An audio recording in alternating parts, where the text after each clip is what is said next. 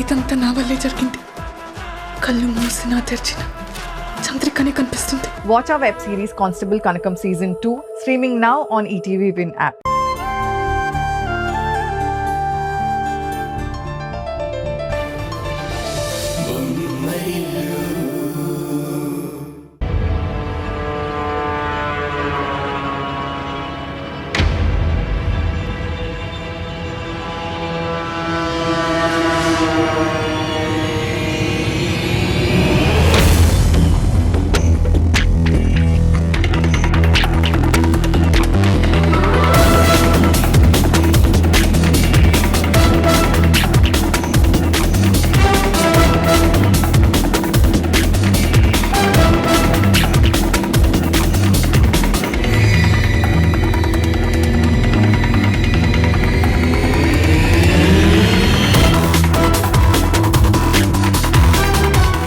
Sorry to keep you waiting Supriya.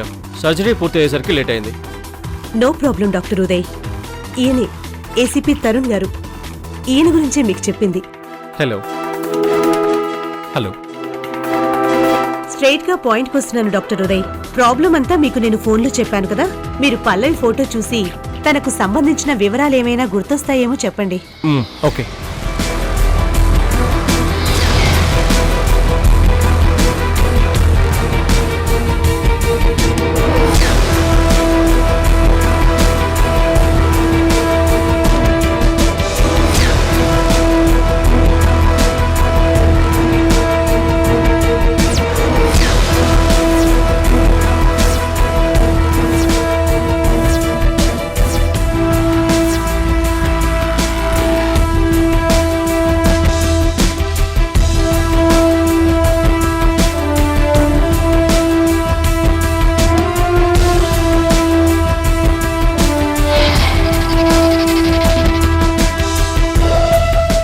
Yes, ఈ అమ్మాయికి plastic surgery చేసింది నేనే.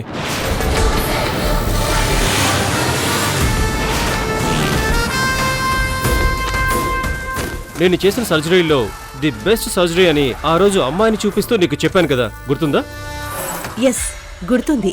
ఆ రోజు ఆ అమ్మాయి పక్కన ఎవరో ఇద్దరు వ్యక్తులున్నారు. వాళ్ళు ఆ అమ్మాయి పేరెంట్సే కదా? Yes, of course. ఇప్పుడు పల్లవి ఫోటో చూపిస్తే గుర్తుపట్టారు కదా, అలాగే వాళ్ళ పేరెంట్స్ ఫోటో చూపిస్తే మీరు గుర్తుపట్టగలరా? ట్రై చేస్తాను.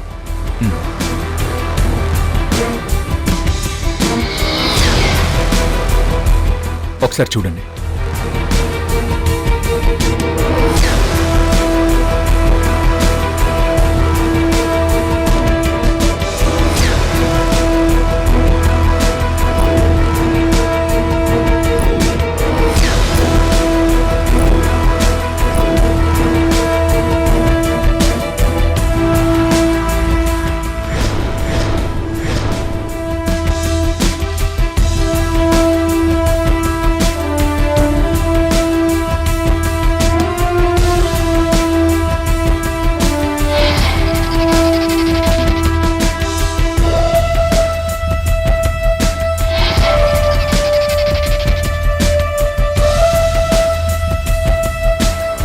సారీ, గుర్తు రావట్లేదు.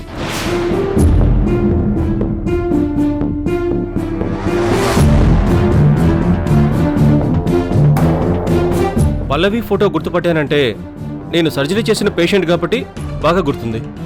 తన పేరెంట్స్ ఫేస్ మాత్రం అంత గుర్తు రావట్లేదు.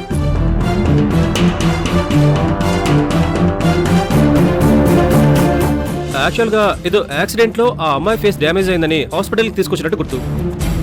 అవునా? యాక్సిడెంట్ కేసు ఎప్పుడు జరిగింది? February 14th. కరెక్ట్ గా డేట్ చెప్పేశారు. ఆ రోజే జరిగిందని మీకెలా గుర్తుంది? ఆ రోజు వ్యాలంటైన్స్ డే కదా, అందుకే గుర్తుంది.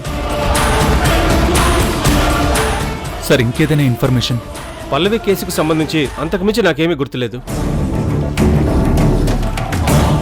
Okay, thank you doctor. కానీ మీకు ఏదైనా ఇన్ఫర్మేషన్ తెలిస్తే కాల్ చేయండి. షూర్, తప్పకుండా.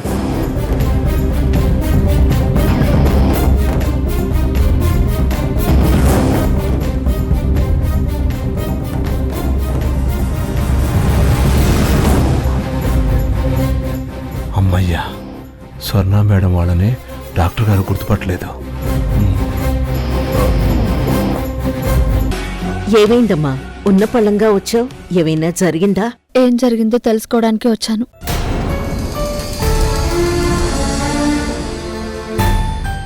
అనుకోకుండా ఇందాక మావయ్య గారు మా ఇంటికొచ్చారు. నాతో ఏం మాట్లాడకుండా సీరియస్గా వెళ్ళిపోయారు. ఎందుకో మీకు తెలుసా?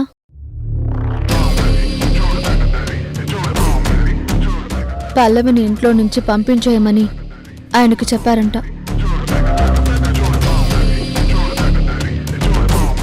రేణు కూడా పల్లవిని పంపించేయమని నాకు చెప్పింది.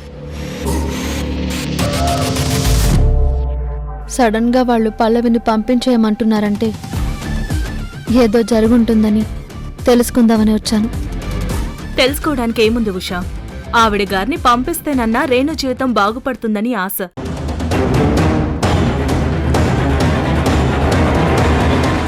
మీరేం మాట్లాడరేంటత్తయ్య? ఇప్పుడున్న పరిస్థితుల్లో ఏం మాట్లాడాలో ఏం చేయాలో అర్థం కావడం లేదు. అటు ఆయనకే ఏం చెప్పలేను, ఇటు నీకు ఏం చెప్పలేను. అసలు ఒక రకంగా తప్పు నాదేనేమో అనిపిస్తోంది.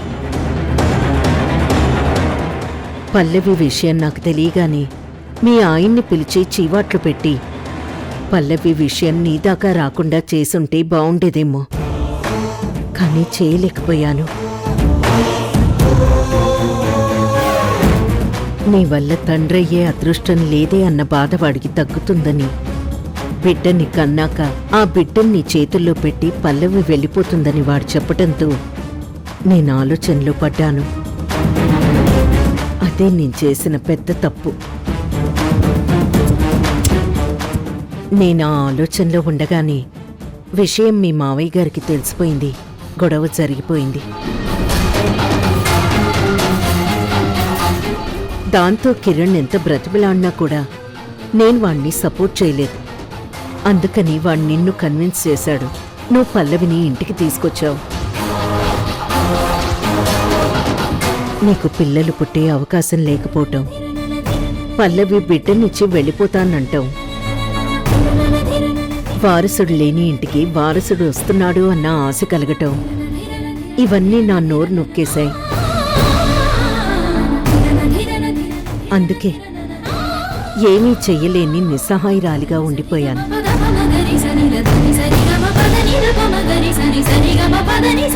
అలా అని నేనేదో వాణ్ణి సమర్థిస్తున్నానని అనుకోవద్దు. వాడు చేసిన తప్పుని భరిస్తున్నాను. 9 నెలల పాటు వాణ్ణి కడుపులో మోసినట్టు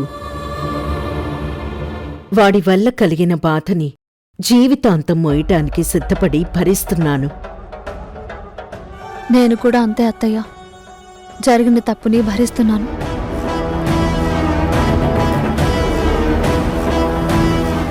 తండ్రి అవుతున్నందుకు ఆయన మొహంలో కనబడుతున్న సంతోషం కోసం భరిస్తున్నాను.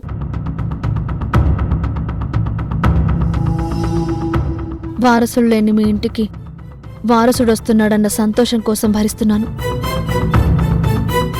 వెనక ముందు ఎవరూ లేని పల్లవి బాధ్యత తీసుకోవడం నా బాధ్యత అనుకుని భరిస్తున్నాను.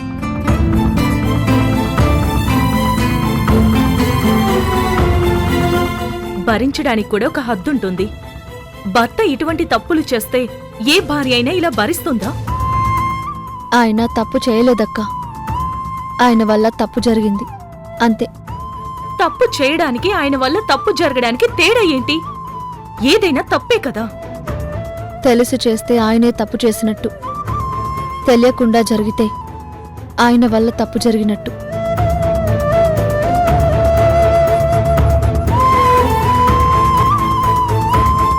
జరిగిన తప్పు వల్ల మన కుటుంబానికి మంచి జరుగుతుంది కాబట్టి భరిస్తున్నాను.